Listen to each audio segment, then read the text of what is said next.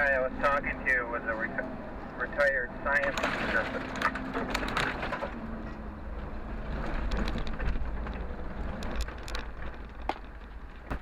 I had a water pump go out on my 1990 Toyota pickup.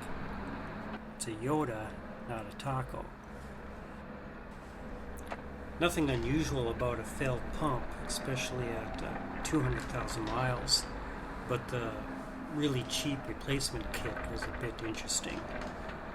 So that's what this video will be about. Just to introduce my pickup, here we're driving out of a riverbed in Utah. This was about a year before the pump went out. A good thing it didn't go out. This was in August. I can't, I don't know, explain how hot it was. I suppose in the video you can see how determined we were to get out of there. Just like the scenery is unreal, so is the heat. We'll see more of this later. So here's what a bad water pump sounds like.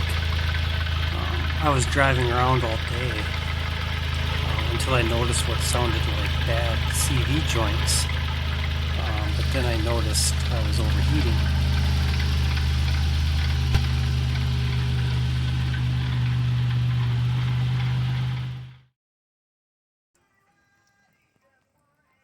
I'm draining the coolant, but there was also coolant leaking out of the water pump.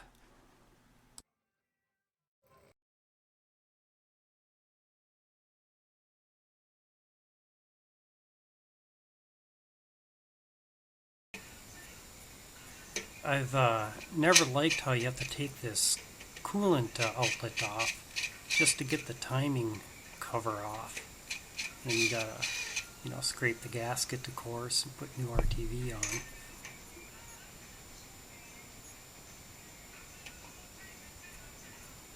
And this coolant passage passes right through what's called idler number 2. It's a big timing belt idler. Seems really strange.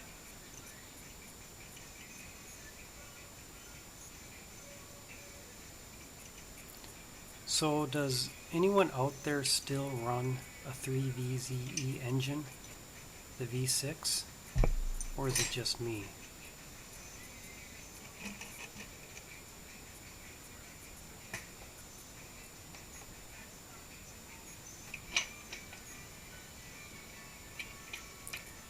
In 2016, I replaced a few valves, so I had a lot of this apart before.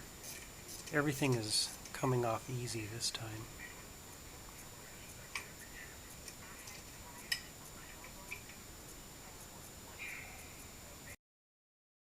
Here are the timing marks: engine left, right, and crank.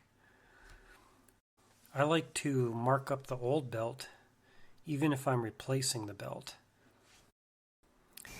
I wrote left, right backwards on the belt.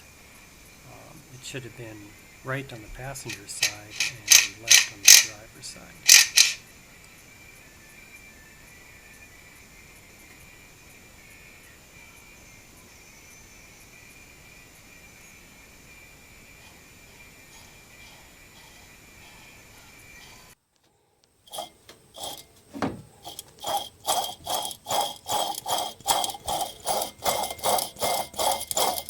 Yep, that's a bad water pump.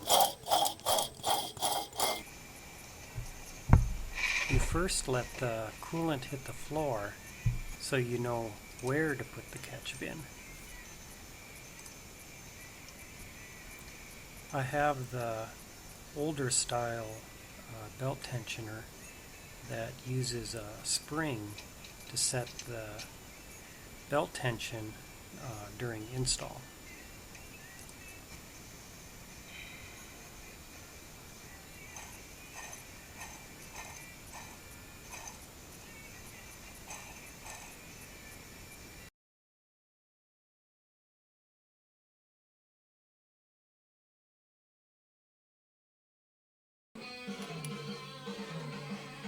sometimes the pump would actually lock up.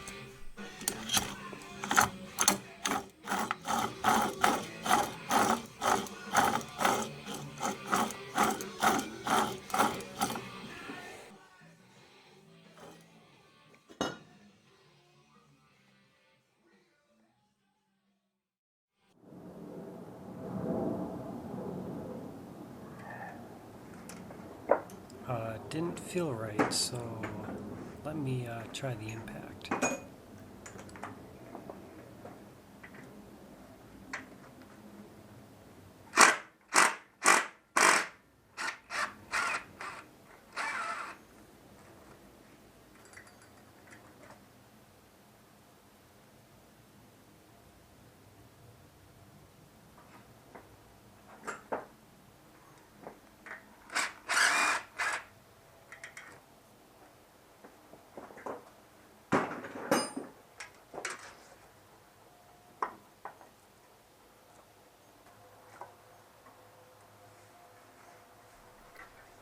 Idler number 2 would really whine when the engine is running, sounding a lot worse than spinning it by hand.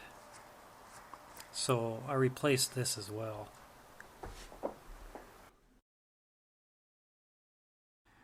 I didn't buy the ASIN kit. I got this cheap kit instead. There's also a kit for the newer piston style tensioner.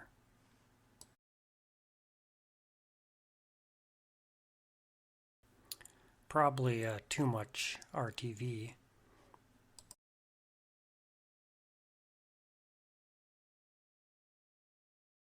This is the first time I installed a new tensioner spring. Supposed to get the correct amount of tension from the spring, and then you tighten up the idler.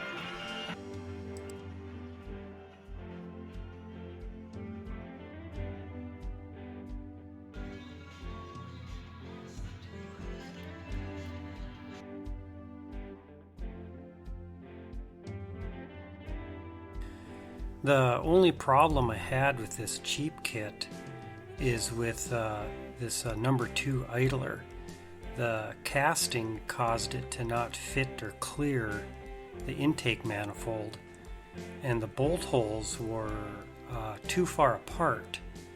So I ground down the casting and I drilled out all the bolt holes to a slightly larger size.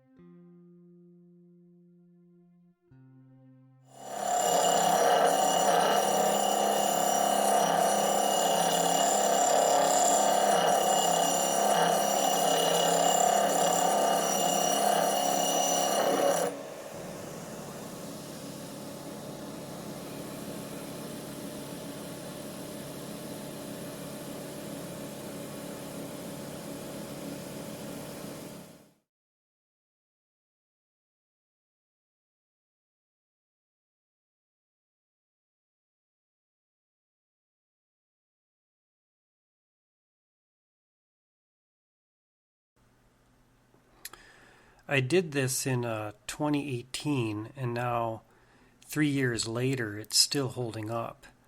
I was most worried about the number 2 idler messing with the timing belt.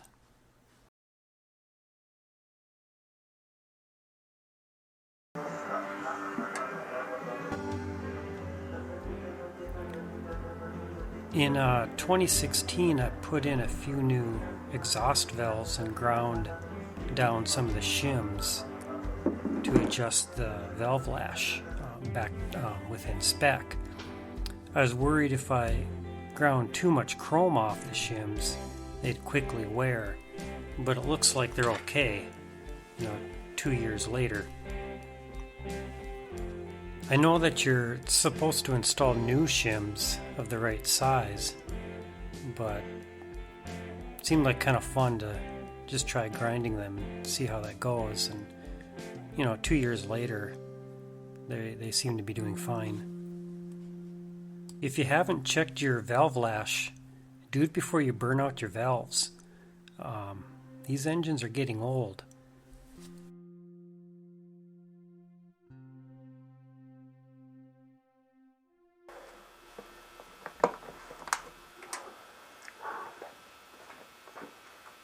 Before putting the intake plenum back on, I like to test the fuel rails for leaks.